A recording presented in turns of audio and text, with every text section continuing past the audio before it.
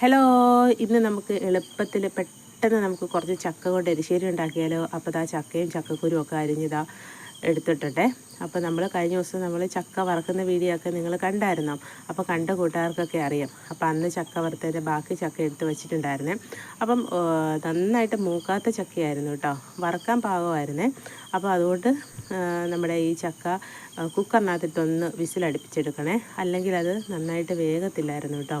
അപ്പം അതുകൊണ്ട് കുക്കറിലിട്ടതാ 2 വിസിലടുപ്പിച്ചെടുക്കാൻ വേണ്ടിയിട്ട് പോവുകയാണ്. അപ്പം വേകാൻ ആവശ്യത്തിന് വെള്ളം ഒഴിച്ച് കൊടുത്തിട്ടുണ്ട്. പിന്നെ ഇതാ പാകത്തിന് മഞ്ഞൾപ്പൊടി പിന്നെ ഉപ്പും കൂടെ ചേർത്ത് കൊടുത്ത് നമുക്കൊരു 2 വിസിൽ വരെ അടുപ്പിച്ചെടുക്കാവേ. അപ്പോൾ 2 വിസിൽ അടുപ്പിച്ച് കഴിയുമ്പോഴത്തേക്കും നമ്മുടെ ചക്കയൊക്കെ വെന്ത് വരും കേട്ടോ.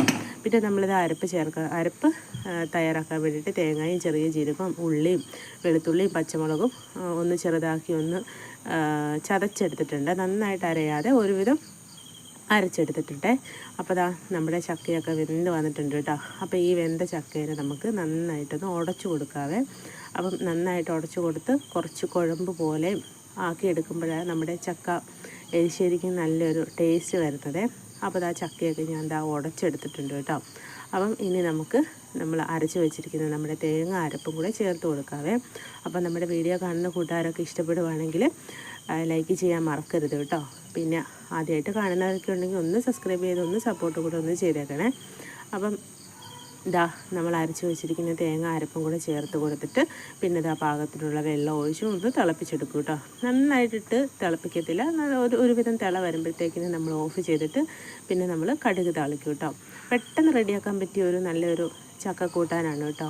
അപ്പം ഈ ഒരു ചക്കക്കൂട്ടാനൊക്കെ ഉണ്ടെങ്കിൽ നമുക്ക് ചോറിൻ്റെ കൂടെ കഴിക്കാനൊക്കെ നല്ല ടേസ്റ്റ് ആയിരിക്കും.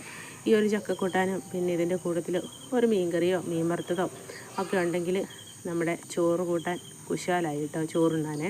അപ്പോൾ ഇതാ പാകത്തിനുള്ള വെള്ളമൊക്കെ ഒഴിച്ച് ഞാൻ ഒരു കുഴമ്പ് പോലെ എടുത്തിട്ടുണ്ട്. ഇനി ഇതൊന്ന് കുറച്ചൊന്ന് തിളച്ച് വരുമ്പോഴത്തേക്കിന് നമുക്ക് കടുക് താളിക്കാവേ. അപ്പോൾ കടുക് താളിക്കുന്നതിൽ എണ്ണ ഒഴിച്ച് കൊടുത്ത് കടുകൊക്കെ ഇട്ട് ചെറിയ ഉള്ളിയും വറ്റമുളകില്ലായിരുന്നു കേട്ടോ എൻ്റെ അടുത്ത്. അപ്പം വറ്റമുളകില്ലാത്തതുകൊണ്ട് കറിവേപ്പിലയും പിന്നെ കുറച്ച് തേങ്ങയും കൂടെ ചേർത്ത് കൊടുത്തിട്ടുണ്ടായിരുന്നേ. അത് വീഡിയോ എടുക്കാൻ വേണ്ടിയിട്ട് വിട്ടുപോയി കേട്ടോ. കുറച്ച് തേങ്ങയും വറുത്ത് ചെറിയ ഉള്ളിയും കറിവേപ്പിലയൊക്കെ ഇട്ട് അതൊന്ന് മൂത്ത് വന്നപ്പോഴത്തേക്കിന് കുറച്ചൊരു ലേശം കളറ് കിട്ടാൻ വേണ്ടിയിട്ട് മാത്രം മുളക് പൊടി ചേർത്ത് കൊടുത്തിട്ടുണ്ട്. അപ്പം ചില ആൾക്കാർ മുളക് പൊടി ഒന്നും ചേർക്കത്തില്ല. അപ്പം ഞാനൊരു ചെറിയൊരു കളറ് കിട്ടാൻ വേണ്ടിയിട്ടാണ് ഒരു ലേശം മുളക് പൊടി ചേർത്തത്. അപ്പോൾ അങ്ങനെ നമ്മുടെ കടുക് താളിച്ചത് റെഡി ആയിട്ടുണ്ട്. ഇനി നമുക്കിത് കടുകെല്ലാം നമ്മുടെ കറിയിലകത്തേക്ക് ഒഴിച്ച് കഴിയുമ്പോഴത്തേക്കിന് നമ്മുടെ ടേസ്റ്റി ആയിട്ടുള്ള ചക്കക്കൂട്ടാൻ റെഡി ആയിട്ടുണ്ട് കേട്ടോ. അപ്പോൾ ഇത്രയേ ഉള്ളൂ നമ്മുടെ ഇന്നത്തെ ഈ ഒരു ചെറിയ കുഞ്ഞു വീഡിയോയെ. അപ്പം അപ്പോൾ കുഞ്ഞു വീഡിയോ ഒക്കെ ഇഷ്ടപ്പെടുവാണെങ്കിൽ എല്ലാവരും സപ്പോർട്ട് ചെയ്യാനൊന്നും മറന്നു പോകരുത്. ഇനി നമുക്ക് നല്ലൊരു പുതിയ വീഡിയോയിലൂടെ അടുത്ത വീഡിയോയിലൂടെ വീണ്ടും കാണാം. അതുവരേക്കും എല്ലാ കൂട്ടുകാരുടെ അടുത്തും ടാറ്റാ ബൈ ബൈ.